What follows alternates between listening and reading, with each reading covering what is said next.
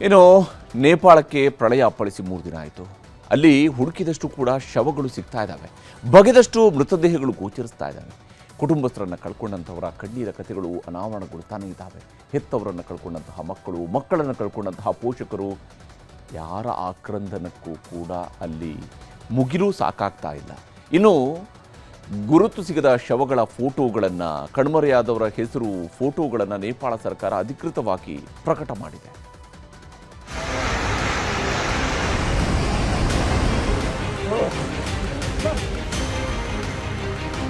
ಹಚ್ಚ ಹಸಿರಾಗಿದ್ದ ನೇಪಾಳ ಅಕ್ಷರಶಃ ಸ್ಮಶಾನವಾಗಿ ಹೋಗಿದೆ.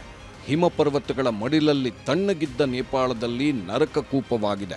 ಎಲ್ಲಿ ನೋಡಿದ್ರೂ ಬರೀ ಅವಶೇಷಗಳೇ. ಎತ್ತ ಕಣ್ಣು ಹಾಯಿಸಿದ್ರೂ ಹೆಣಗಳು, ಯಾವ ದಿಕ್ಕಿಗೆ ಕಣ್ಣಾಯಿಸಿದ್ರೂ ಅಷ್ಟೇ, ಎಲ್ಲವೂ ನಿರ್ನಾಮದ ಕುರುಹುಗಳೇ.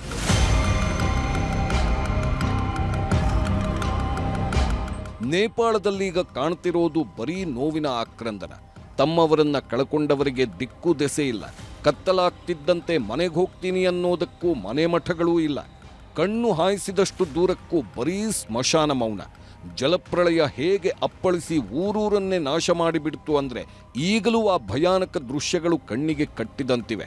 ಪ್ರಾಣ ಉಳಿಸ್ಕೊಳ್ಳೋಕೆ ಜನ ಪಟ್ಟ ಆ ಕೊನೆ ಕ್ಷಣದ ವಿಡಿಯೋಗಳು ನೇಪಾಳದ ದುರಂತವನ್ನ ಈಗಲೂ ಸಾರಿ ಸಾರಿ ಹೇಳ್ತಿವೆ.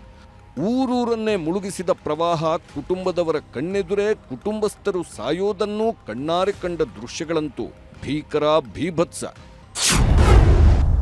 ಸತ್ತವರು, ನಾಪತ್ತೆಯಾದವರ ಹೆಸರು ಪ್ರಕಟ. ಇದು ನೇಪಾಳದ ತ್ರಿಶೂಲಿಯ ದೃಶ್ಯ. ಇಲ್ಲಿವರೆಗೂ ಪತ್ತೆಯಾದವರ ಹೆಸರು, ವಿಳಾಸವನ್ನ ನೇಪಾಳ ಸರ್ಕಾರ ಪ್ರಕಟಿಸಿದೆ. ಪಟ್ಟಿಯಲ್ಲಿ ಹೆಸರಿಲ್ಲ ಅಂದ್ರೆ ಅವರು ಕಣ್ಮರೆಯಾಗಿದ್ದಾರೆ, ಬದುಕುಳಿದಿರೋ ಸಾಧ್ಯತೆ ಕಡಿಮೆ ಅಂತ ನೇಪಾಳ ಸರ್ಕಾರ ಹೇಳಿದೆ. ಹೀಗಾಗಿ ನೂರಾರು ಜನ ಬಂದು ಪಟ್ಟಿಗಳಲ್ಲಿ ನಮ್ಮವರ ಹೆಸರಿದೆಯಾ ಅಂತ ಹುಡುಕಾಡುತ್ತಾ ಕಣ್ಣೀರು ಹಾಕ್ತಿದ್ದಾರೆ. हमारा फैमिली में 5 जना नहीं है. कौन? मम्मी, 3टा बहिनी, एउटा छोरी, कोही पनि छैन, लापता छ. 3 दिन भइसक्यो. गाउँ नीचे था आपका? हमारा रसुवा जिल्ला पर्छ दाई. त्यहाँ रसुवा जिल्ला पर्छ हाम्रो बेतराउती. कोही पनि भेटे छैन, कोही कहाँ गयो. ಶವಗಳ ಫೋಟೋ ಹಾಕಿದ ನೇಪಾಳ ಸರ್ಕಾರ. ನೇಪಾಳದಲ್ಲಿ ಇಲ್ಲಿವರೆಗೆ 500ಕ್ಕೂ ಹೆಚ್ಚು ಜನರ ಶವಗಳು ಸಿಕ್ಕಿವೆ. ಸಿಕ್ಕಿರುವ ಶವಗಳನ್ನು ಕಾಠ್ಮಂಡು ಆಸ್ಪತ್ರೆಯಲ್ಲಿಟ್ಟಿದ್ದಾರೆ. ಆಸ್ಪತ್ರೆ ಗೇಟ್ ಬಳಿ ಶವಗಳ ಫೋಟೋಗಳನ್ನು ಅಂಟಿಸಿದ್ದಾರೆ. ಸಂಬಂಧಿಕರು, ಸ್ನೇಹಿತರು ಬಂದು ನಿಮ್ಮವರ ಮೃತದೇಹಗಳಿದ್ರೆ ಪಡೆಯಬಹುದು ಅಂತಾನೂ ಬೋರ್ಡ್ ಹಾಕಲಾಗಿದೆ.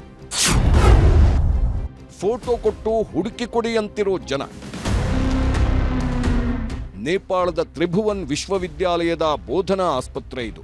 ತಮ್ಮವರನ್ನ ಕಳ್ಕೊಂಡವರು ಫೋಟೋಗಳು, ದಾಖಲೆಗಳನ್ನ ಕೊಟ್ಟು ಹುಡುಕೊಡಿ ಅಂತ ಕಣ್ಣೀರು ಹಾಕ್ತಿದ್ದಾರೆ. ನಾಪತ್ತೆಯಾದವರ ಫೋಟೋಗಳನ್ನ, ಹೆಸರು, ಫೋನ್ ನಂಬರ್, ವಿಳಾಸಗಳನ್ನ ಭದ್ರತಾ ಪಡೆ ಸಿಬ್ಬಂದಿ ಸಾರ್ವಜನಿಕವಾಗಿ ಪ್ರಕಟಿಸಿದೆ. ಹೀಗೆ ಜಲಪ್ರಳಯಕ್ಕೆ ಮುಳುಗಿದ ನೇಪಾಳದಲ್ಲಿ 3ನೇ ದಿನವೂ ಕೂಡ ರಕ್ಷಣಾ ಕಾರ್ಯಾಚರಣೆ ಭರದಿಂದ ನಡೀತಾ ಇದೆ. 50 ಗಂಟೆಗಳು ಕೆಸರಲ್ಲೇ ಹೂತು ಹೋದವರು ಸಾವನ್ನಿ ಗೆದ್ದು ಬಂದಿರುವಂತಹ ದೃಶ್ಯ ಕೂಡ ಗೋಚರಿಸ್ತಾ ಇದೆ. ಈಗಷ್ಟೇ ಪ್ರಪಂಚಕ್ಕೆ ಬಂದ ಪುಟ್ಟ ಮಕ್ಕಳನ್ನು ರಕ್ಷಿಸಿ ಸೈನಿಕರು ಲಾಲನೆ ಪಾಲನೆ ಮಾಡ್ತಿರುವಂತಹ ದೃಶ್ಯಗಳು ನಿಜಕ್ಕೂ ಕೂಡ ಕಣ್ಣೀರು ತರಿಸುವಂತಿವೆ.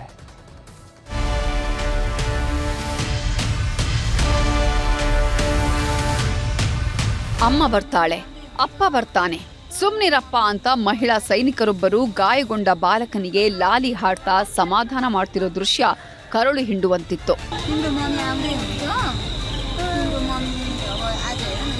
ಸಮಾಜದ ಕಲ್ಮಶವನ್ನ ಕಂಡಿಲ್ಲ, ಪ್ರಪಂಚದ ಅರಿವು ಇಲ್ಲದ ಅವಳಿ ಮಕ್ಕಳಿವು.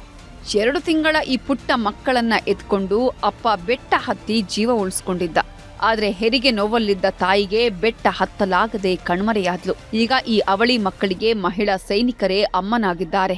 ಮಕ್ಕಳನ್ನ ಸೈನಿಕರ ಕೈಗೆ ಕೊಟ್ಟು ಅಪ್ಪ ತನ್ನ ಪತ್ನಿಯನ್ನ ಹುಡುಕಾಡಲು ಹೋಗಿದ್ದಾನೆ.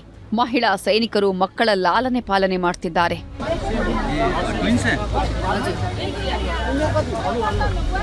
ಸುನಾಮಿ ಅಪ್ಪಳಿಸಿದಾಗ ಬೀರುವಿನಲ್ಲಿ ಮಗುವನ್ನ ಲಾಕ್ ಮಾಡಿ ಹೆತ್ತವರು ಪ್ರಾಣ ಬಿಟ್ಟಿದ್ರು. ಸಾಯೋ ಮುನ್ನ ದೇವರಿಗೂ ಹೆತ್ತವಳ ಕೂಗು ಕೇಳಿಸ್ತೋ ಏನೋ, ಮಗುವನ್ನ ದೇವರಂತೆ ಬಂದು ರಕ್ಷಣಾ ಸಿಬ್ಬಂದಿ ರಕ್ಷಣೆ ಮಾಡಿದ್ರು.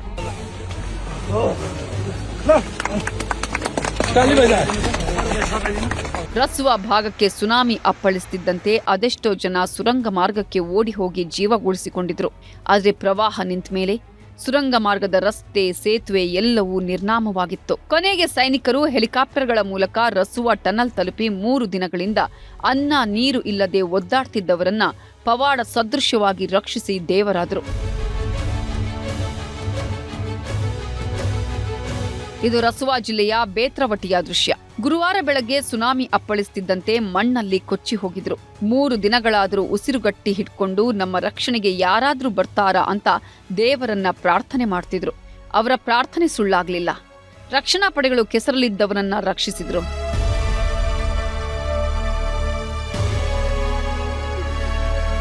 ಇನ್ನು ತ್ರಿಶೂಲಿ ಹಾಗೂ ರಸುವಾ ಮಾರ್ಗ ಸಂಪೂರ್ಣ ನಾಶವಾಗಿದೆ. ಮುಚ್ಚಿ ಹೋಗಿರುವ ರಸ್ತೆಗಳನ್ನ ಕ್ಲೀನ್ ಮಾಡ್ತಿದ್ದು ಆಂಬ್ಯುಲೆನ್ಸ್, ರಕ್ಷಣಾ ಟೀಮ್ ಓಡಾಡಲು ದಾರಿ ಮಾಡೋ ಕೆಲಸಗಳಾಗ್ತಿದೆ. ಸತತ 50 ಗಂಟೆಗಳಿಂದಲೂ ರಸ್ತೆಗಳನ್ನು ಸರಿಪಡಿಸುವುದೇ ದೊಡ್ಡ ಸವಾಲಾಗಿದೆ. ಸದ್ಯಕ್ಕೆ ಹೆಲಿಕಾಪ್ಟರ್ಗಳನ್ನ ಬಳಸಿಕೊಂಡಷ್ಟೇ ಇಲ್ಲಿವರೆಗೂ ರಕ್ಷಣೆ ಮಾಡೋಕಾಗ್ತಿದೆ. जी रसवा केरुंग टोटली क्लोज है ये रास्ता। रसवा जाना चाहे कैसे? जी नहीं हो अभी रास्ता नहीं है। हेली से जैसे हेली से जाएगा और पैदल जाने के लिए वो रास्ता नहीं है। अब उधर ऊपर से जाएगा तो है, गाड़ी के लिए रास्ता नहीं है। ये भी ऊपर जाने के लिए भी मौसम भी अच्छा नहीं है, फिर भी हमारा सब ये हेलीकॉप्टर, हमारा सेना और हम सब लगे रहे हैं यहाँ पर है। इसीलिए ಹೇಳ್ತಾ ಹೋದ್ರೆ ನೇಪಾಳದ ದುರಂತಕ್ಕೆ ಕೊನೆಯೇ ಇಲ್ಲ. ಎಷ್ಟು ಜನ ಇನ್ನೂ ಮಣ್ಣಲ್ಲಿ ಮಣ್ಣಾಗಿ ಹೋಗಿದ್ದಾರೋ, ಇನ್ನೆಷ್ಟು ಜನ ಜೀವ ಕೈಯಲ್ಲಿ ಬಿಗಿ ಹಿಡ್ಕೊಂಡು ಕಾಯ್ತಿದ್ದಾರೋ. ಆದ್ರೆ ದಾರಿಗಳೇ ಕಾಣಿಸ್ತಿಲ್ಲ, ರಸ್ತೆಗಳೂ ಕಾಣಿಸ್ತಿಲ್ಲ. 15ರಿಂದ 20 ಅಡಿ ಕೆಸರು ಆವರಿಸಿಕೊಂಡಿದ್ದು ರಕ್ಷಣೆ ಮಾಡುವುದೇ ರಕ್ಷಣಾ ಪಡೆಗಳಿಗೆ ದೊಡ್ಡ ಸವಾಲಾಗಿ ಹೋಗಿದೆ.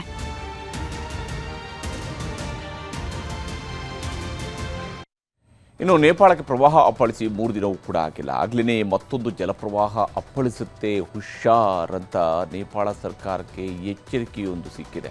ಹೀಗಾಗಿ ಸಂಜೆಯಿಂದ ನೇಪಾಳ ಸರ್ಕಾರ ಈಗ ನಡೀತಿರುವಂತಹ ರಕ್ಷಣಾ ಕಾರ್ಯಾಚರಣೆಯನ್ನು ಕೂಡ ಏಕಾಏಕಿ ಸ್ಥಗಿತಗೊಳಿಸಿದೆ. ಇಲ್ಲಿ ವಿಶೇಷವಾಗಿ ಟಿಬೆಟ್ನ ಗೇರಾಂಗ್ನಲ್ಲಿ ಬಿರುಕು ಬಿಟ್ಟಂತಹ ಅಣೆಕಟ್ಟಿನ ತಡೆಗೋಡೆ ಇದು ಮತ್ತೊಂದು ಅಪಾಯದ ಮುನ್ಸೂಚನೆಯನ್ನು ಕೊಡ್ತಿದೆ. ಯಾವುದೇ ಕ್ಷಣದಲ್ಲಾದರೂ ಕಿರು ಅಣೆಕಟ್ಟು ಸ್ಫೋಟ ಆಗುವಂತಹ ಸಾಧ್ಯತೆ ಇದೆ. ನೇಪಾಳ ಚೀನಾ ಗಡಿಯಲ್ಲಿ ಮತ್ತೆ ಹಿಮಗುಡ್ಡಗಳ ಕುಸಿತದ ಭೀತಿ ಈಗ ಎದುರಾಗಿರುವಂಥದ್ದು. ಹೀಗಾಗಿ ಮತ್ತೆ 3 ದಿನಗಳವರೆಗೆ ಭಾರೀ ಮಳೆ ಆಗುತ್ತೆ ಅಂತ ವಾರ್ನಿಂಗನ್ನು ಹವಾಮಾನ ಇಲಾಖೆಯವರು ಕೊಟ್ಟಿದ್ದಾರೆ. ಚೀನಾದ ಗ್ಲೇಜಿಯನ್ ನದಿ ನೀರಿನ ಮಟ್ಟವು ಕೂಡ ದಿಢೀರಂತ ಏರಿಕೆಯಾಗಿದೆ. ಮತ್ತೆ ಪ್ರವಾಹ ಸೃಷ್ಟಿಯಾಗುವ ಬಗ್ಗೆ ಚೀನಾದಿಂದಲೂ ಕೂಡ ನೇರ ಎಚ್ಚರಿಕೆಯನ್ನು ನೇಪಾಳಕ್ಕೆ ರವಾನೆ ಮಾಡಲಾಗಿದೆ. ತಕ್ಷಣ ರಕ್ಷಣಾ ಕಾರ್ಯಾಚರಣೆಯನ್ನು ಸ್ಥಗಿತಗೊಳಿಸಬೇಕು ಅಂತೇಳಿ ನೇಪಾಳಕ್ಕೆ ಸೂಚನೆ ನೀಡಲಾಗಿದೆ. ಅಂದರೆ ಈಗ ರಕ್ಷಣಾ ಕಾರ್ಯಾಚರಣೆ ತೊಡಗಿರುವಂತಹ ಸಿಬ್ಬಂದಿಯ ಪ್ರಾಣಾಪಾಯದಿಂದ ಅವರನ್ನು ಕಾಪಾಡೋದು ಕೂಡ ಬಹಳ ಮೊದಲ ಆದ್ಯತೆ ಆಗಿದೆ. ಎಲ್ಲ ರಕ್ಷಣಾ ಸಿಬ್ಬಂದಿ ತಕ್ಷಣಕ್ಕೆ ಸುರಕ್ಷಿತ ಸ್ಥಳಕ್ಕೆ ತೆರಳಬೇಕು ಅನ್ನೋಂಥ ಆದೇಶವನ್ನು ನೀಡಲಾಗಿದೆ. ರಕ್ಷಣಾ ಕಾರ್ಯಾಚರಣೆ ಸ್ಥಗಿತಗೊಳಿಸಿದ ನೇಪಾಳ ಸರ್ಕಾರ ಆ ಮೂಲಕವಾಗಿ ನೇಪಾಳ ಮತ್ತು ಚೀನಾದವರು ಈ ಒಂದು ರಕ್ಷಣಾ ಕಾರ್ಯಾಚರಣೆಯನ್ನು ಸ್ಥಗಿತಗೊಳಿಸಿದ್ದಾರೆ. ಆ ಮೂಲಕ ಮುಂದೆ ಯಾರ್ಯಾರು ಎಲ್ಲೆಲ್ಲಿ ಈಗ ಸಿಕ್ಕಾಕೊಂಡಿದ್ದಾರೆ ಅವರು ಹುಡುಕಾಟ ನಡೆಸುವಂತಹ ಕೆಲಸವೂ ಕೂಡ ಮುಂದೂಡಿಕೆ ಆಗ್ತಾ ಇದೆ. ಇನ್ನು ನೇಪಾಳದಲ್ಲಿ ಇಲ್ಲಿವರೆಗೆ ಸತ್ತವರಂತಹ ಸಂಖ್ಯೆ 550ರ ಗಡಿಯನ್ನು ದಾಟಿದೆ. 1500ಕ್ಕೂ ಹೆಚ್ಚು ಜನ ನಾಪತ್ತೆ ಆಗಿರುವುದನ್ನು ನೇಪಾಳ ಸರ್ಕಾರವೇ ಖಚಿತಪಡಿಸಿ ಹೇಳ್ತಾ ಇದೆ. ಇಲ್ಲಿವರೆಗೂ 850 ಜನರನ್ನು ರಕ್ಷಣೆ ಮಾಡಲಾಗಿದೆ. ಈ 3 ಪಟ್ಟಿಯಲ್ಲೂ ಭಾರತೀಯರು ಇದ್ದಾರೆ. ಬೆಂಗಳೂರಿನಿಂದ ಹೋಗಿದ್ದ 10 ಜನರಲ್ಲಿ 5 ಜನರ ಸುಳಿವು ಇದುವರೆಗೆ ಸಿಕ್ಕಿಲ್ಲ. ಕರ್ನಾಟಕದಿಂದ ಒಟ್ಟು 37 ಜನರು ತೆರಳಿದಂಥವರು ಸೇಫ್ ಆಗಿದ್ದಾರೆ. 37 ಮಂದಿ ಸುರಕ್ಷಿತ ಸ್ಥಳಗಳಲ್ಲಿ ಕಣ್ಮರೆಯಾಗಿದ್ದಂತಹ 17 ಕನ್ನಡಿಗರು, ಇದರಲ್ಲಿ ಬೆಂಗಳೂರಿನಿಂದ ತೆರಳಿದಂತಹ 10 ಅನಿವಾಸಿ ಭಾರತೀಯರು ಕೂಡ ಇದ್ರು. ಇಲ್ಲಿವರೆಗೆ 5 ಜನ ಸುರಕ್ಷಿತವಾಗಿದ್ದಾರೆ, ಆದರೆ 5 ಜನ ನಾಪತ್ತೆ ಅಂತೇಳಿ ಮಾಹಿತಿ ಸಿಕ್ಕಿದೆ. ಇನ್ನು ಮಾನಸ ಸರೋವರ ಯಾತ್ರೆಗೆ ತೆರಳಿದ್ದ 1100 ಮಂದಿ ಭಾರತೀಯರು, ಅದರಲ್ಲಿ 644 ಭಾರತೀಯರು ಸುರಕ್ಷಿತವಾಗಿ ಇದ್ದಾರೆ. 400 ಭಾರತೀಯರು ಅಲ್ಲಿ ನಾಪತ್ತೆ ಆಗಿದ್ದಾರೆ ಅಂತೇಳಿ ಶಂಕಿಸಲಾಗಿದೆ. ತಮಿಳುನಾಡಿನ 21 ಜನ ಕಠ್ಮಂಡುವಿನಿಂದ ಚೆನ್ನೈಗೆ ವಾಪಸ್ ಆಗಿದ್ದಾರೆ. ತ್ರಿಶೂಲ್ನಲ್ಲಿದ್ದಂತಹ 63 ಭಾರತೀಯರು ಕಠ್ಮಂಡುವಿನಲ್ಲಿ ವಾಸ್ತವ್ಯವನ್ನು ಹೂಡಿದ್ದಾರೆ, ಅಂದರೆ ಅಲ್ಲಿ ಅವರು ಸೇಫ್ ಆಗಿದ್ದಾರೆ ಅಂತೇಳಿ. ಇನ್ನು ಬೆಂಗಳೂರಿನಿಂದ ನೇಪಾಳಕ್ಕೆ ತೆರಳಿದವರ ವಿವರವೂ ಕೂಡ ಈಗ ಪತ್ತೆಯಾಗಿದೆ. ಈ ಫೋಟೋದಲ್ಲಿರುವಂತಹ 10 ಜನ ಅಮೆರಿಕದಲ್ಲಿ ವಾಸ ಮಾಡ್ತಾ ಇದ್ದಂತಹ ಭಾರತೀಯ ಮೂಲದವರು ಅಮೆರಿಕದಿಂದ ಬೆಂಗಳೂರಿಗೆ ಬಂದು ಇಲ್ಲಿನ ನೇಪಾಳದ ಪಶುಪತಿನಾಥ ದೇವಸ್ಥಾನ, ಕೈಲಾಸ ಮಾನಸ ಸರೋವರ ಯಾತ್ರೆಗೆ ಹೋಗಿದ್ರು. ಇದರಲ್ಲಿ 5 ಸುಳಿವು ಸಿಕ್ಕಿದೆ. ಇನ್ನೂ 5 ಜನರ ಸುಳಿವು ಇದುವರೆಗೆ ಸಿಕ್ಕಿಲ್ಲ. ಹೀಗಾಗಿ ಅವರ ಕುಟುಂಬದವರು ಪ್ರಧಾನಮಂತ್ರಿ ಮೋದಿ, ವಿದೇಶಾಂಗ ಸಚಿವ ಜಯಶಂಕರ್ ಅವರಿಗೆ ಫೋಟೋ ಟ್ಯಾಗ್ ಮಾಡಿ ನಮ್ಮವರನ್ನು ಹುಡುಕಿ ಕೊಡಿ ಅಂತ ಎಕ್ಸ್ನಲ್ಲಿ ಮನವಿ ಮಾಡಿದ್ದಾರೆ. ಹಾಗೆಯೇ ತಮಿಳುನಾಡಿನ 21 ಪ್ರವಾಸಿಗರು ಮನೆಗೆ ವಾಪಸ್ಸಾಗಿದ್ದಾರೆ. ಬೆಳಗ್ಗೆ ಕಠ್ಮಂಡುವಿನಿಂದ ಕೇಂದ್ರ ಸರ್ಕಾರ ವ್ಯವಸ್ಥೆ ಮಾಡಿದಂತಹ ವಿಶೇಷ ವಿಮಾನದ ಮೂಲಕ 21 ಜನರನ್ನು ದೆಹಲಿಗೆ ಕರ್ಕೊಂಡು ಬರಲಾಗಿದೆ. ದೆಹಲಿ ಏರ್ಪೋರ್ಟ್ನಲ್ಲಿಯೇ ವಿದೇಶಾಂಗ ಸಚಿವ ಜಯಶಂಕರ್ 21 ಜನರನ್ನು ಭೇಟಿಯಾಗಿ ನೇಪಾಳ ದುರಂತದ ಬಗ್ಗೆ ವಿವರಣೆಯನ್ನು ಪಡ್ಕೊಂಡಿದ್ದಾರೆ.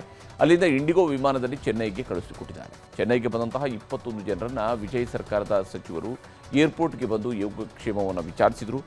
ಎಲ್ಲರಿಗೂ ಕೂಡ ಮನೆಗೆ ಹೋಗೋದಕ್ಕೆ ಸರ್ಕಾರದಿಂದಲೇ ತಮಿಳುನಾಡು ಸರ್ಕಾರ ವಾಹನದ ವ್ಯವಸ್ಥೆಗಳನ್ನು ಕೂಡ ಮಾಡಿತ್ತು. ಇನ್ನು ವಿದೇಶಗಳಿಂದ ಹರಿದು ಬರ್ತಾ ಇರುವಂತಹ ನೆರವಿನಿಂದ ಸದ್ಯಕ್ಕೆ ನೇಪಾಳ ಉಸಿರಾಡ್ತಾ ಇದೆ. ಆದರೆ ಜಲಪ್ರಳಯಕ್ಕೆ ತತ್ತರಿಸಿರುವಂತಹ ನೇಪಾಳ ಈಗ ಆರ್ಥಿಕ ಮಹಾಸಂಕಷ್ಟಕ್ಕೆ ಸಿಲುಕಿ ತತ್ತರಿಸಿ ಹೋಗಿರುವಂಥದ್ದು ಸ್ಪಷ್ಟ ಇದೆ. ಯಾಕಂದರೆ ಗುರುವಾರ ಸಂಭವಿಸಿರುವಂತಹ ಪ್ರವಾಹಕ್ಕೆ 19 ಸೇತುವೆಗಳು, 60 ಕಿಲೋಮೀಟರ್ವರೆಗಿನ ರಸ್ತೆ ಸಂಪೂರ್ಣವಾಗಿ ನಿರ್ನಾಮ ಆಗೋಗಿದೆ. ಇದು ಬಹುತೇಕ ನಮ್ಮ ರಾಜ್ಯದಲ್ಲೂ ಕೂಡ ಹಿಂದೆ ಕೊಡಗಿನಲ್ಲಿ ಆದಂತಹ ದುರಂತ ಸಂದರ್ಭದಲ್ಲಿ ಹೀಗೆ ರಸ್ತೆ ಸಂಪರ್ಕ ಸಂಪೂರ್ಣ ಬಂದ್ ಆಗಿತ್ತಲ್ಲ, ಅದಕ್ಕಿಂತ ದೊಡ್ಡ ಮಟ್ಟದಲ್ಲಿ ಈಗ ನೇಪಾಳದಲ್ಲಿ ರಸ್ತೆ ಸಂಪರ್ಕ ಬಂದ್ ಆಗಿದೆ. ಇದರಿಂದಾಗಿ ಚೀನಾ ಮತ್ತು ಭಾರತ ನಡುವಿನ ವ್ಯಾಪಾರವೂ ಕೂಡ ಸ್ಥಗಿತ ಆಗಿರುವಂಥದ್ದು. ಈ ರಸ್ತೆ ಸಂಪರ್ಕ ಭಾಳ ಕ್ರೂಷಿಯಲ್ ಆಗಿತ್ತು. ಆ ರಸ್ತೆ ಸಂಪರ್ಕದಿಂದಾಗಿ ಈಗ ಭಾರತ ಚೀನಾ ನಡುವಿನ ವ್ಯಾಪಾರವೂ ಕೂಡ ಸ್ಥಗಿತಗೊಳಿಸಿದೆ.